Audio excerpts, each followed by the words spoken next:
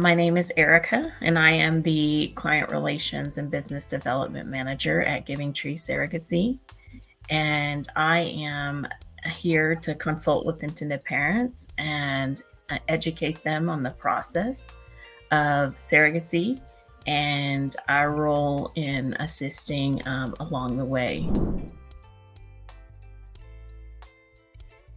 Surrogacy is a viable option for individuals facing infertility challenges who can't conceive on their own. It's a pathway to create a family using third-party assisted reproduction. There are two types of surrogacy. There is traditional surrogacy and gestational surrogacy.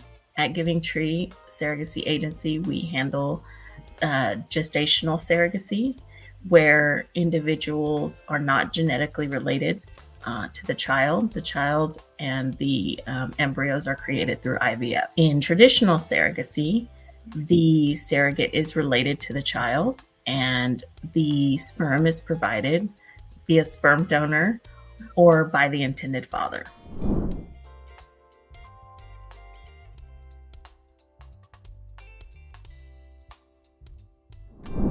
The major players in the journey and the roles that they take on in the surrogacy journey is the surrogate, who carries the child, the intended parents, who provide the genetics in some cases, who are hopeful, to complete their family.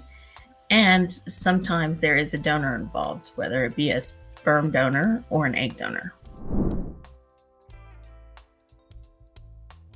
There are a lot of options available to intended parents to building a family, and some of the reasons that they might choose surrogacy is because they've been medically diagnosed with the condition.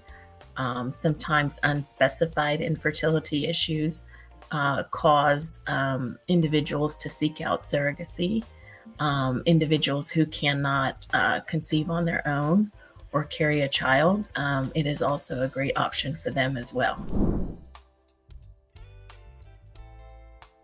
When individuals decide or come to the conclusion that surrogacy is the option for them, usually if they're told by a physician or by their IVF doctor that this is the route they need to go, sometimes it's almost an immediate decision. In other cases, it takes time when individuals are committed to trying on their own. And also from a psychological perspective, they might have to come to the conclusion that this is the right choice for them. Individuals of the same-sex community would know almost immediately if this is their path, to parenthood. And so, it may not require as much thought and processing as it would for someone else. There are two types of pathways to engage in an agreement with a surrogate. One is through an agency-led journey, and the other is through an independent journey. The difference between the two is at the agency level, you have screening being done, you have administrative duties taken on by the agency that assist you and facilitate the journey so that the intended parent can focus on the relationship with the surrogate. On an independent journey, you have individuals who find their own route to screening and find their own referral sources and take on that administrative duty on their own. If intended parents choose to seek the independent route, they are open to a lot of risks due to the journey being a very tedious process. There are a lot of steps involved, and so you could experience time delays in the process, in the journey. Legal mistakes, medical mistakes, screening mistakes, all things taken on by the agency in terms of providing you the guidance, the expertise, and the referral sources.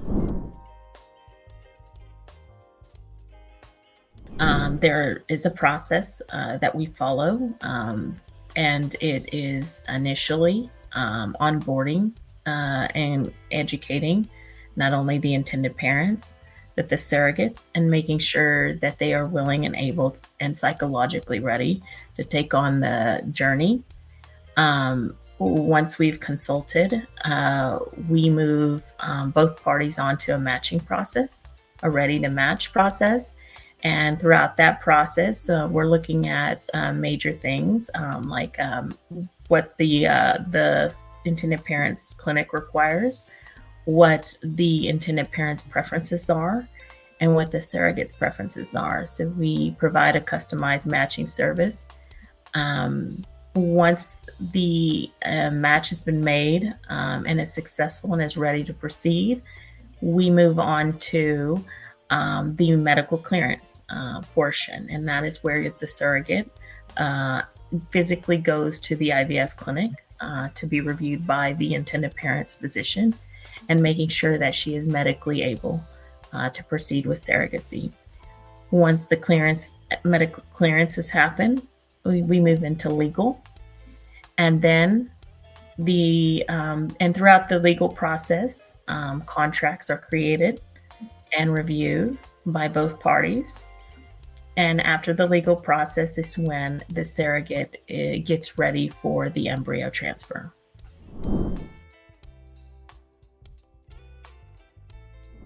There are myths around surrogacy, and I've been in the industry for about 15 years, and I've seen the idea shift a little, but I do want to take some time and address some of the myths and back them up with some facts.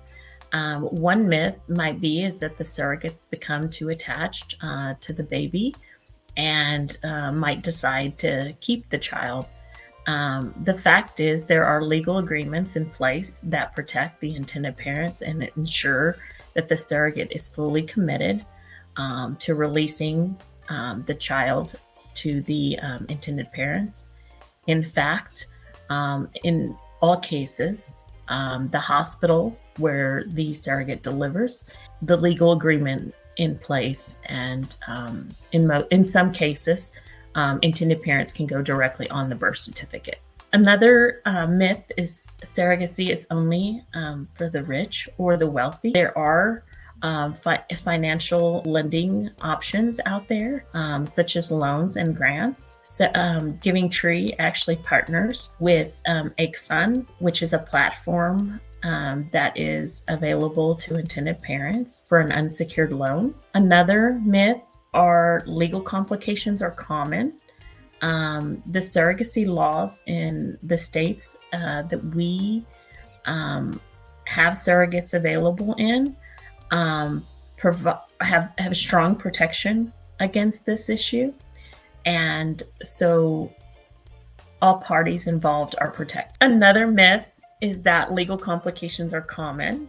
The surrogacy laws provide strong protection of all the individuals that are involved, and it is part of the legal clearance process for all parties to agree on a contract prior to moving forward.